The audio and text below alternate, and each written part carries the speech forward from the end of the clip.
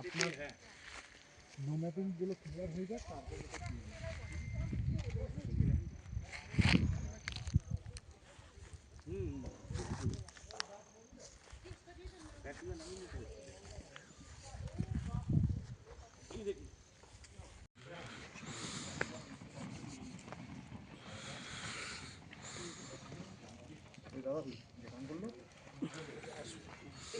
Chair কয়েকটা নিয়ে আসি।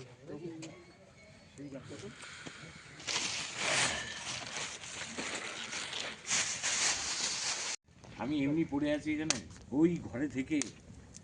আমি প্রথম 3-4 দিন, মানে বিশ্বাস কর, প্রথম 3-4 দিন আমি প্রত্যেক দিন সকালবেলা কানতে কানতে বেরোতাম। কানতে সবাই অফবিট খোঁজে, তারা সবসময় বিভিন্ন ব্যস্ততার মধ্যে থাকে। দুটো দিন যাবো জার্নি করে, খানিকটা ডিস্টেন্স যাবো, সব কিছু থেকে ডিটাচ থাকবে। এই কুলডিয়া কিন্তু ওই জন্যই ইয়ে হয়ে টাওয়ার থাকতো না। ওকে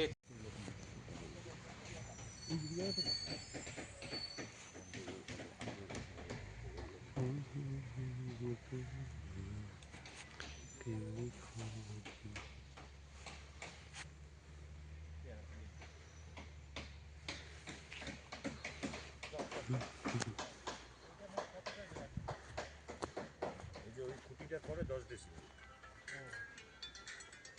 মানে ওই 12-14 কাঠা হবে না না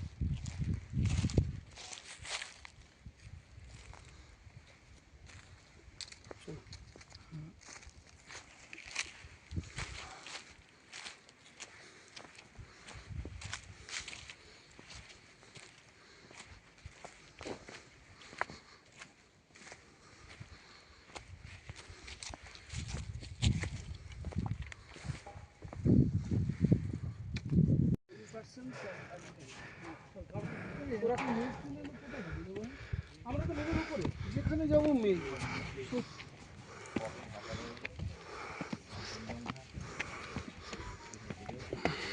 কন্ডমের প্যাকেট আছে।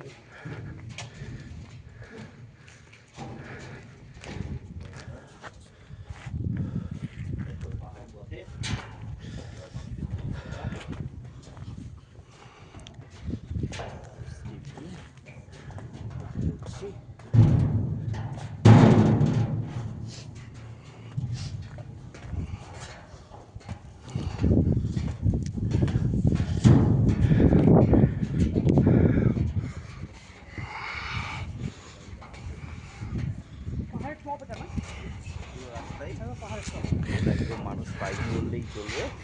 শুধুমাত্র এই ব্যারাকপুর থেকে আসা বাইক নিয়ে এসেছে দাদারা, এইখানটা পেটিয়েছি। আর কালিম্পংয়ে লোকাল টুরিস্টরা বাইক নিয়ে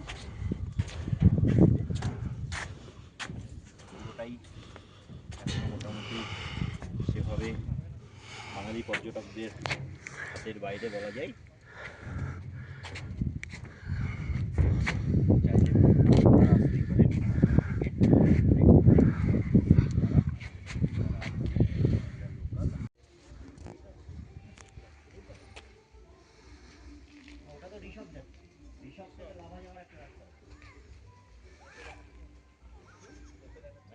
দেখাচ্ছে কিন্তু এবার এইটা না এইটা কেমন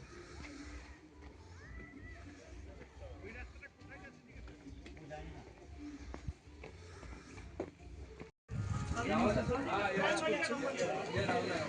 5 মিনিট রেখে দিতে পারবি কেউ ভিডিও?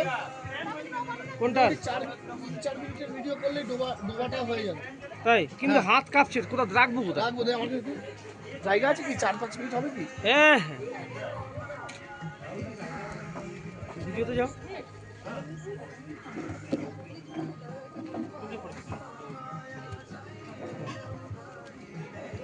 একটু কালো করে দাও ফ্ল্যাশ করে বসে দাও। কাজ কি ও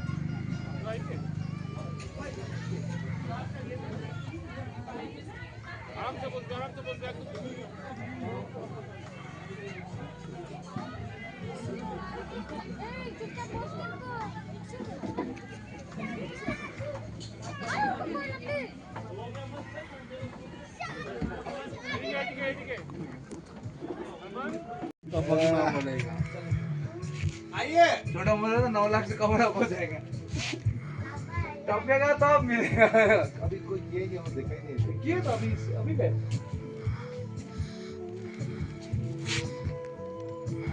सुनो ना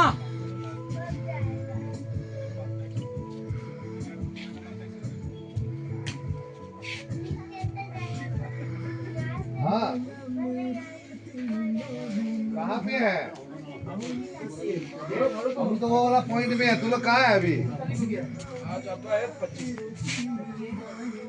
नहीं नहीं एक ऐसा पॉइंट है जहाँ पे गाड़ी उड़ी बहुत दिखा है क्या तुम लोग को हेलो अब तो अंदर घुस गया अंदर घुसो ना तुम लोग চক্রবর্তী আমাদের দেবাশিস দা হোমস্টে করেছেন ফগ হুইসপার। সেখানে আমরা বেশ কয়েকজন গেস্ট আমরা দুদিন ধরে এখানে আছি। কিন্তু এই হোমস্টেতে এসে যে সমস্ত পরিষেবা আমরা পেয়েছি তাতে আমরা প্রচণ্ড আপ্লুত। কিন্তু সবশেষে এই যে টেলিস্কোপের ব্যবস্থা এবং সরাসরি চাঁদকে দেখা, চাঁদের পৃষ্ঠের সমস্ত ক্রেটারগুলোকে এরকম চোখের সামনে লাইভ দেখা, এই অভিজ্ঞতা অনেকেরই নেই। ফলে সারা জীবনের একটি অ্যাচিভমেন্ট বলে মনে করছেন এখানকার যারা গেস্ট তারা অনেকেই। ফলে আমরা আপনাদের সঙ্গে শেয়ার করে নিতে চাইছি, সেই কারণে এই লাইভ। তো আমরা এই মুহূর্তে চাঁদের আজকে সপ্তমী এবং অষ্টমীর মাঝামাঝি সময়। ফলে চাঁদের 50% উজ্জ্বল, সূর্যের আলোয় চাঁদের যে 50% উজ্জ্বল আছে সেই উজ্জ্বল অংশে আমরা সমস্ত ক্র্যাটারগুলো দেখতে পাচ্ছি এবং চাঁদের গায়ে যে বড় বড় মেয়ারগুলো আছে, সমুদ্রগুলো আছে, সেগুলোকেও আমরা সকলে মিলে পর্যবেক্ষণ করছি এবং প্রত্যেকে সত্যি ভীষণ এনজয় করছি। কারণ চাঁদকে নিয়ে সারা পৃথিবী জুড়ে বহু কবি সাহিত্যিকেরা লিখেছেন, নানাভাবে লিখেছেন, চাঁদকে ধরবার চেষ্টা করেছেন সাহিত্যে, ছবিতে, সিনেমায়, গানে, গল্পে। আর দেবাশিস দা চেষ্টা করছেন তার হোমস্টেতে গেস্টদের মাধ্যমে চাঁদকে নতুন করে সংজ্ঞায়িত করবার। তো আমাদের এই টেলিস্কোপ, যেটা 102 এর একটি লেন্স এতে ব্যবহার করা আছে, তাতে আমরা 25 আইপিস দিয়ে মোবাইলের সাহায্যে আমরা দেখাচ্ছি সরাসরি। এই মুহূর্তে যে চাঁদকে আমরা দেখতে পাচ্ছি সেটা সরাসরি দেখা যাচ্ছে, আকাশে যে চাঁদ সেই চাঁদকে সরাসরি দেখতে পাচ্ছি।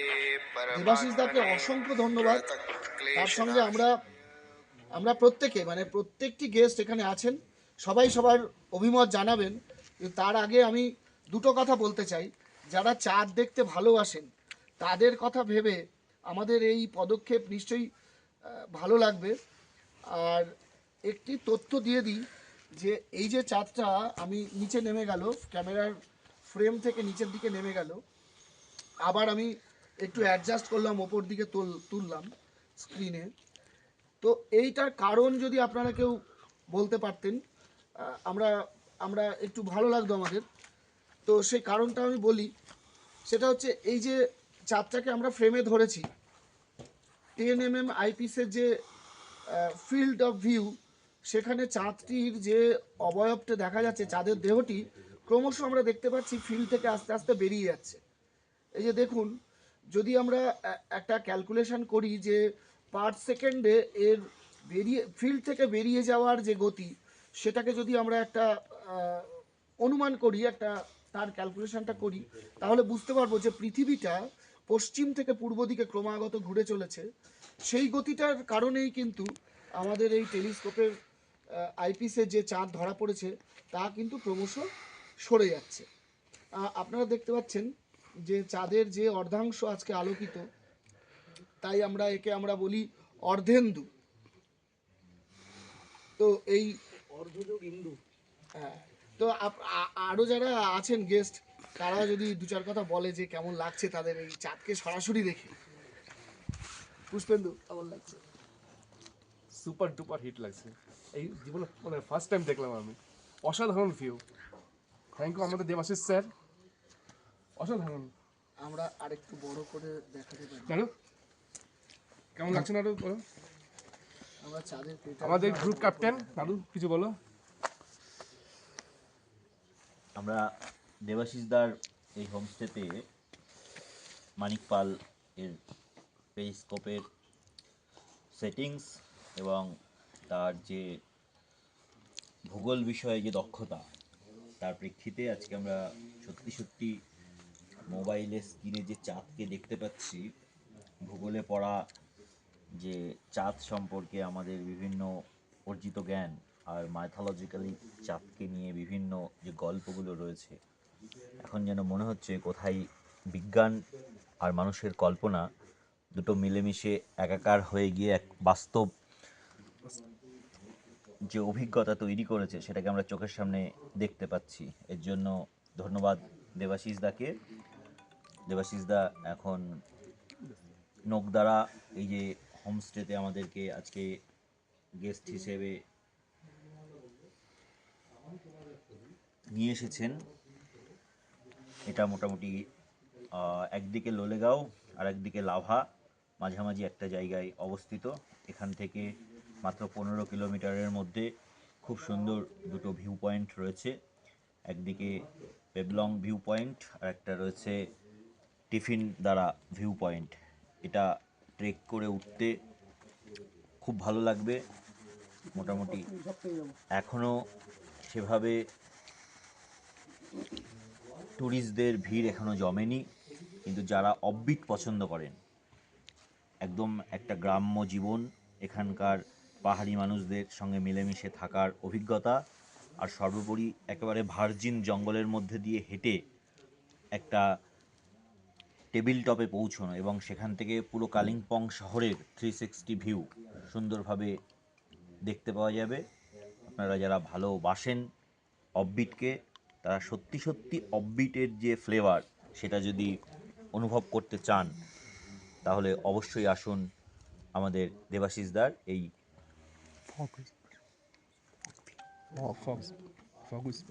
Fog Whisper হোমস্টেতে। আমি দেখলাম দেবাশিস দা মানে রাজি হলেন। না, হঠাৎ মনে পড়লো চাঁদ প্রকৃতি, আর প্রকৃতি বাঙালিদের কাছে যার লেখায় সবচেয়ে বেশি ধরা দেয়, জীবনানন্দ দাশ। হঠাৎ করে একটা খুব ছোট্ট কবিতা মনে পড়ে গেল। আমি অনেকদিন চর্চার বাইরে, যেভাবেই রিমোটলি হোক হয়তো মনে পড়েছে, সেই কবিতাটাই উচ্চারণ করি। যে মাঠে ফসল নাই, চাঁদ এসে তাহার শিয়রে দাঁড়ায়েছে। চাঁদ, তুমি আসিয়াছ কাহাদের তরে? বাসমতি সন্তানেরা চলে গেছে ঘরে। অনেক ফেনার গন্ধে পৃথিবীর পুরনো ভাঁড়ার ভরে গেছে কতবার বার। তারপর আজ আর নাই কিছু তার।